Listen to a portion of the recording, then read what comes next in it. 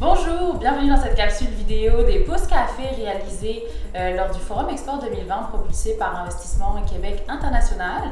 Aujourd'hui, on a le plaisir de discuter avec Charles Benwalid, VP Recherche et Développement de chez CGS Canada. Bonjour, bienvenue.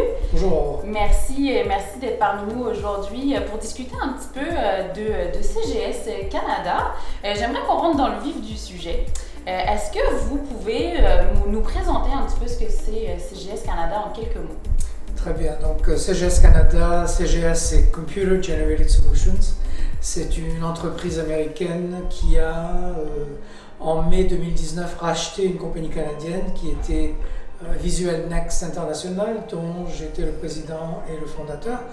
Et à travers différentes rencontres en plan compétiteur, ils ont décidé de racheter la compagnie Visual Next et de créer une branche CGS au Québec. Donc on a gardé les locaux de Visual Next, on a gardé les employés et amalgamé les deux compagnies pour offrir nos services informatiques qui sont spécifiques pour l'industrie du vêtement. Donc, je suppose là, aujourd'hui, que notre auditoire majoritairement québécois, en fait, vous connaît quand même davantage sous la bannière Visual Next et que c'est devenu, en fait, un des services que vous proposez parmi tant d'autres. Est-ce que vous pouvez nous décrire un petit peu, justement, les différents services que vous avez offerts pour l'industrie de la mode? Donc, Visual Next et CGS sont des spécialistes informatiques axés sur la mode. Qu'est-ce que ça veut dire? On démarre du dessin, donc de la conception du vêtement, jusqu'à sa fabrication et sa livraison. Donc, ce qu'on appelait dans le temps une solution point à point est aujourd'hui devenue une solution qu'on appelle dessin au consommateur. Donc, on part d'unités et nos logiciels vont aider les compagnies à travers toutes les étapes et tous les processus de conception, de fabrication, de mise en marché, de distribution, de commerce électronique et commerce au détail. Pour les grossistes, les distributeurs, de pas mal de marques à travers le monde. Puis toutes ces entreprises de mode qui aujourd'hui utilisent vos technologies, vos services, quel est l'avantage concurrentiel qu'ils vont avoir sur les autres? L'avantage d'avoir une solution niche, donc qui est marché de la mode, c'est ne pas avoir à essayer de connecter différentes options offertes par différents joueurs de l'industrie. Donc, si on a besoin d'un site web, si on a besoin d'un logiciel de POS, si on a besoin d'un logiciel de distribution, intégration avec des compagnies comme Canpar, UPS, etc., on peut aller chercher aujourd'hui différents joueurs qui se spécialisent dans ce secteur, mais de les ramener ensemble sous une unité devient assez complexe. Des compagnies comme la nôtre proposent ces solutions déjà intégrées, déjà fonctionnelles et déjà qui vont couvrir tous les besoins, comme j'ai dit tout à l'heure, depuis le dessin, depuis la création jusqu'à la livraison. C'est sûr que l'industrie de la mode a quand même été impactée par la crise COVID qu'on est en train de vivre actuellement. Est-ce que les services de CGS ont évolué par rapport à cette crise? Est-ce que vous avez senti en fait aussi un shift des besoins de la part de vos clients avec cette pandémie?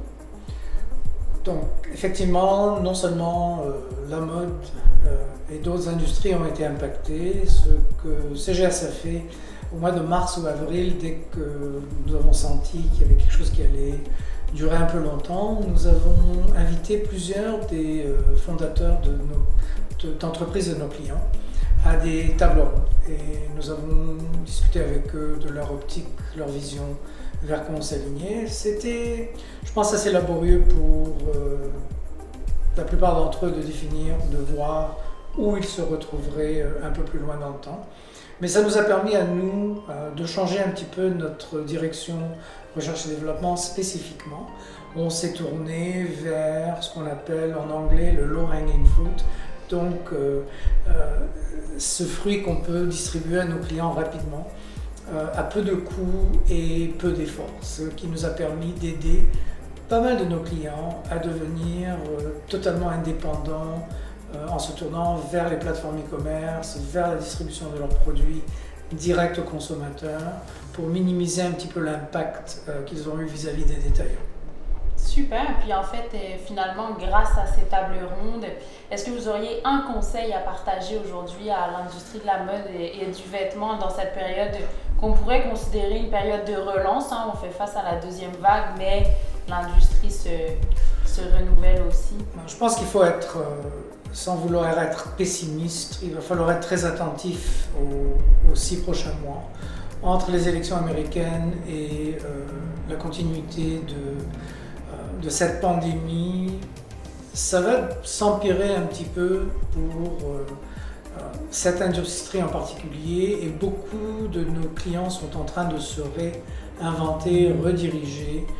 Ça va ouvrir la porte à de nouveaux compétiteurs, ça va ouvrir la porte à de nouvelles idées. Et je pense que l'ancienne façon de gérer sa compagnie de vêtements doit définitivement être changée vers le futur.